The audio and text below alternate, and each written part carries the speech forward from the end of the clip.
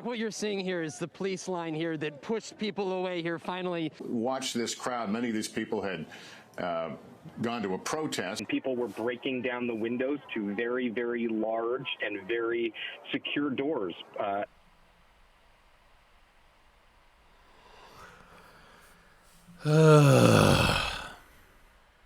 Hello, Sean. I have a quick question for you.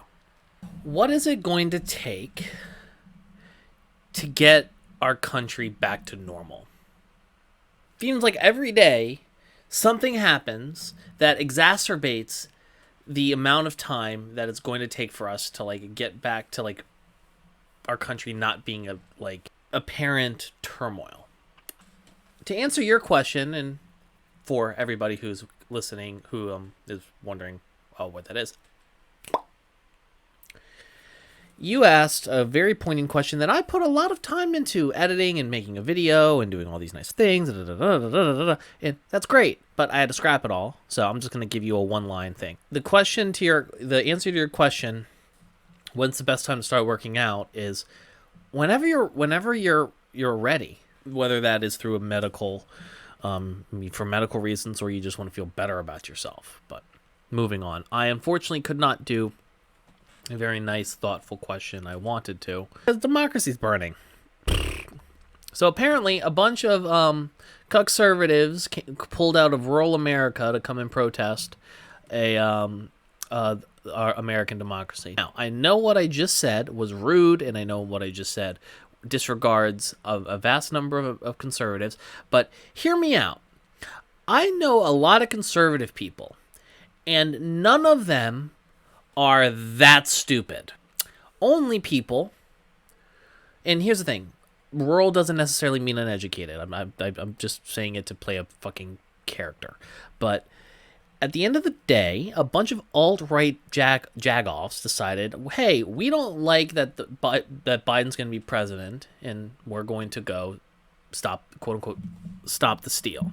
And this is going to be a super spreader event. This event is going to cause all those people that were out there that didn't get arrested for storming the Capitol building, the giant blob of thousands of people, are going to then go home and take COVID to their families, and I would wager a good number of the people there are probably going to either die or their loved ones are going to die. And it's going to be all their fault. Because nobody was, the only people wearing masks were people trying to hide their identity. I'm just frustrated, man. I know this country ain't perfect. I know that we've got a long ways to go to fix our sins, but this is not a good look, man. We're better than this. It's there's a silver lining, and I won't go into more detail with it with a recording I did on the Proving Grounds podcast I run.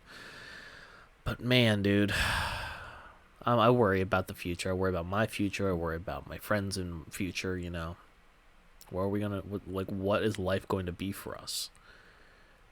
All of this makes me feel like it could come down at a moment. I don't know. So I have a quick question for you, John.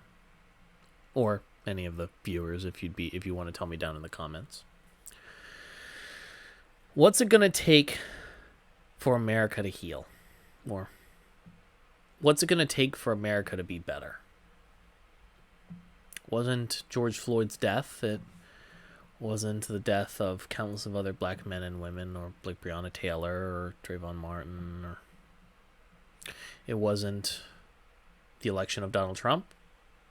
It wasn't the election of Barack Obama. It wasn't 9/11. It wasn't the Iraq War. It wasn't the Vietnam War. It wasn't Bill Clinton's election. It wasn't Reagan's election. It wasn't Watergate. It wasn't the Second World War. It wasn't the First World War. It wasn't the Rough Riders. It wasn't the Guild. It wasn't Tammany Hall. It wasn't the Robber Barons. It wasn't the Civil War. It wasn't Andrew Jackson and the Trail of Tears. I don't even think it was their founding fathers. What is it going to take for America to live up to its ideals? What is America? I don't have the answer to the question. I don't know who does, but Sure as shit would love to hear your answer. I'll see you on Sunday, Sean.